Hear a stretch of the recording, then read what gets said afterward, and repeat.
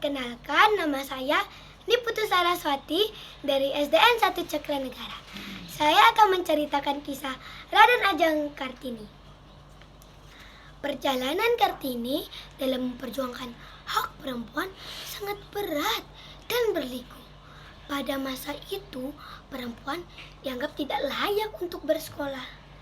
R.A. Kartini lahir pada tanggal 21 April tahun 1879 di Jepara.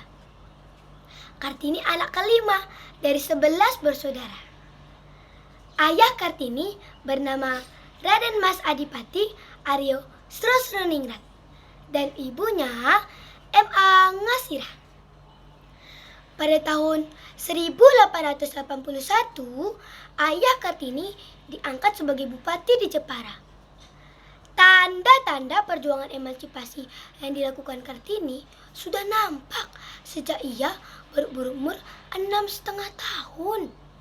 Kartini ingin sekolah, padahal bagi perempuan-perempuan Jawa, pendidikan resmi di sekolah pada masa itu dianggap tabu, tidak dibenarkan oleh adat, dan dicerca oleh masyarakat.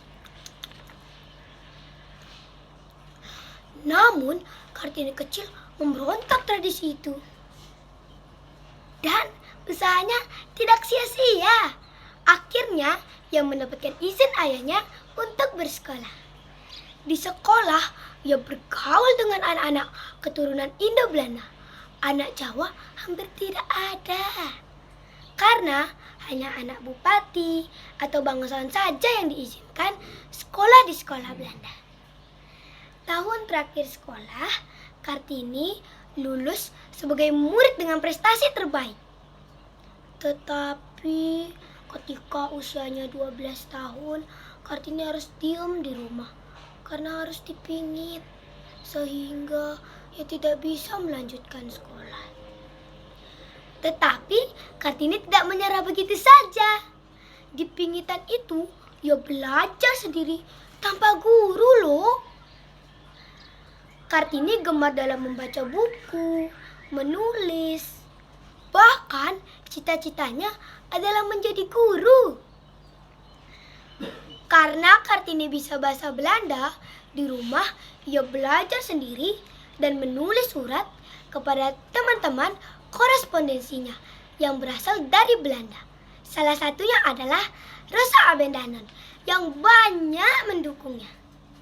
Dari buku-buku, koran, majalah Eropa, Kartini tertarik pada pemikiran perempuan-perempuan Eropa.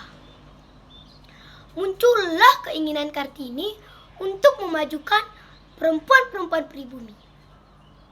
Kartini beranjak dewasa. Pemikiran Kartini juga ikut semakin matang.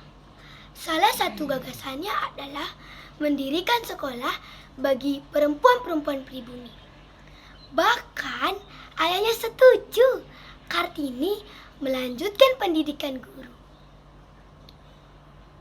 Tetapi ketika rencana mendirikan sekolah bagi perempuan-perempuan pribumi hampir saja terwujud, ayah Kartini sakit keras sehingga rencana itu tidak jadi dilaksanakan. R.A. Kartini di usianya yang masih muda mendapatkan lamaran dari Bupati Rembang, Raden Adipati Djayadiningrat. Sebelum Kartini menerima surat lamaran itu, Kartini mengajukan syarat, yaitu yang pertama, Bupati Rembang harus mendukung gagasan dan cita-cita Kartini. Yang kedua, Kartini diizinkan mendirikan sekolah dan mengajar putri-putri bangsawan di Rembang. Setelah Kartini menerima surat lamaran, Kartini juga menerima surat dari Gubernur Jenderal tentang pendidikannya ke Batavia. Tetapi surat itu sudah tidak berarti lagi karena Kartini akan segera menikah. Pada tanggal 8 November tahun 1903, Kartini resmi menjadi istri Bupati Rembang. Setelah menikah dengan Raden Adipati Djoyodiningrat, Kartini merasa pemikirannya semakin berkembang. Pada tanggal 13 September tahun 1904, Kartini melahirkan seorang anak laki-laki yang bernama Susalit Djoyodiningrat. 4 hari setelah melahirkan, Kartini wafat di usia 25 tahun. Kartini disemayamkan di Desa Bulu, Kecamatan Bulu Rembang. Penghormatan banyak disampaikan kepadanya. Pemikirannya juga diingat oleh penduduk-penduduk di Rembang dan Jawa.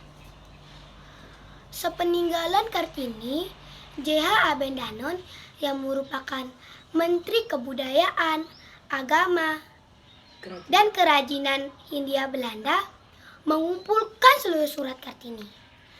Pada tahun 1911, surat itu dijadikan sebuah buku yang berjudul Dur Dus Des Tutlis. Aduh, lidah saya tidak cocok pakai bahasa Belanda. Dalam bahasa Indonesianya, dari kegelapan muncul cahaya. Pada tahun 1922, Balai Pustaka menerbitkan buku tersebut dalam bahasa Melayu yang berjudul Habis Gelap Terbitlah Terang. Demikian perjuangan R.A. Kartini dalam memperjuangkan hak perempuan. Kini kaum perempuan mendapatkan hak untuk bersekolah. Kita harus semangat belajar karena perempuan-perempuan cerdas akan melahirkan generasi-generasi cerdas berikutnya. Terima kasih.